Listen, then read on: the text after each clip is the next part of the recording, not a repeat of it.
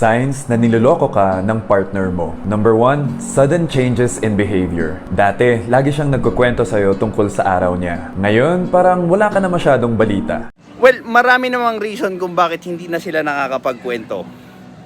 Isa sa mga common nga is yung either pagod, talagang wala lang energy, or walang nangyari sa buong mag-araw. Pwede din yung hindi na siya makapagkwento sa'yo. Bakit? Kasi ano bang ginagawa mo pag nagkukwento siya?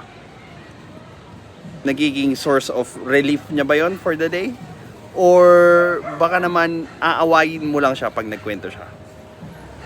Pag magtatanong ka, napaka-iksi naman ng mga sagot. Pag pipilitin mo siyang magbigay ng detalye, nagiging defensive siya o naiirita siya. It's because sometimes the details itself bring yung mga bagay na pag-aawayan nyo. I'll give an example. Uy, alam mo ba, love, yung katrabaho ko, tinulungan ko kanina na maging better doon sa task na binigay sa kanya. Kasi maaga akong natapos, kaya may oras ako para tumulong sa iba. Ngayon, lalo na pag opposite sex yun, ano sa tingin mo yung mangyayari pag sinabi mo yung ganun? Siguro crush mo siya, no? Siguro may ginawa kayo, no? Siguro gusto mo siya, no? O, diba?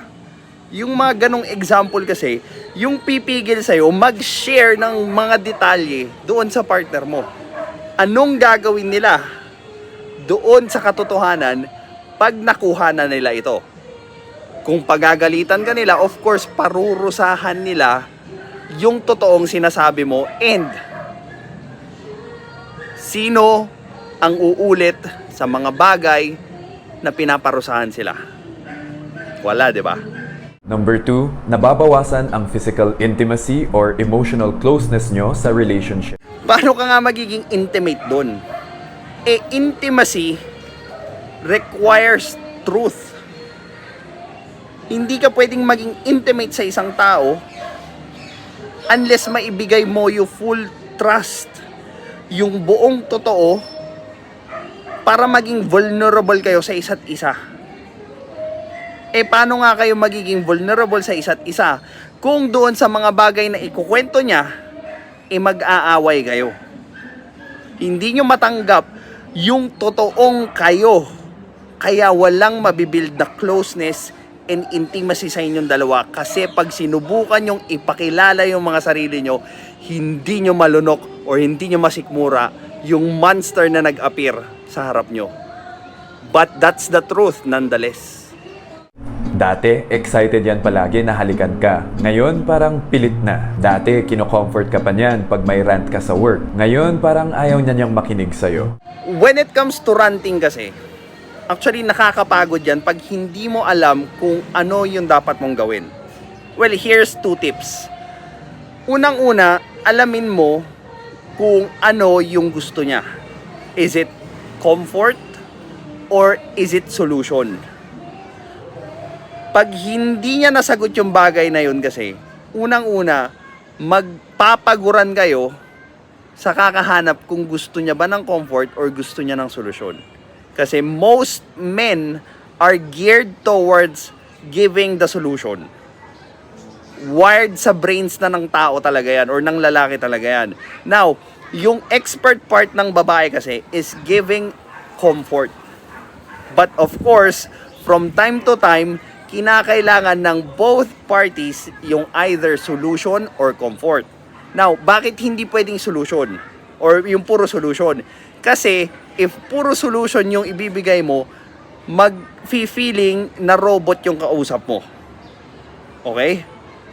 So, mawawalan ng empathy yung pagbibigay niya or yung pag-share niya ng problema kasi nga, puro solusyon yung binibigay mo.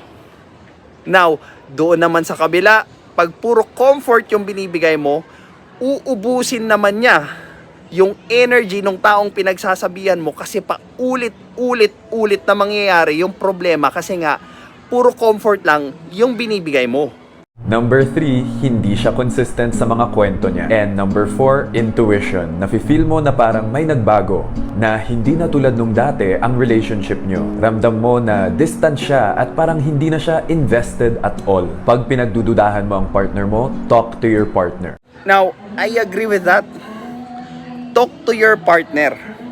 But not just talking, but also understanding. Kailangan nyo ng matinding understanding and acceptance sa kung ano yung ipapaliwanag ng partner nyo. Kasi unang-una, pag hindi nyo ginawa yun, walang mangyayari doon sa pag-uusap yung dalawa kasi nga wala ring magsasabi ng totoo. So parang hinahabol nyo na lang yung mga sarili nyong buntot pag hindi nyo tinanggap yung words or yung truth ng partner nyo. Be as calm as possible and have an open and honest conversation. Well, there's another step here. If your partner cannot be honest, then undermine or alamin nyo kung bakit hindi kayang magpakatotoo ng partner nyo sa inyo. Kasi baka lang, meron kayong contribution doon sa pagiging dishonest ng partner nyo. This is Pinoy Extreme. Have a good day. This is Pinoy Extreme.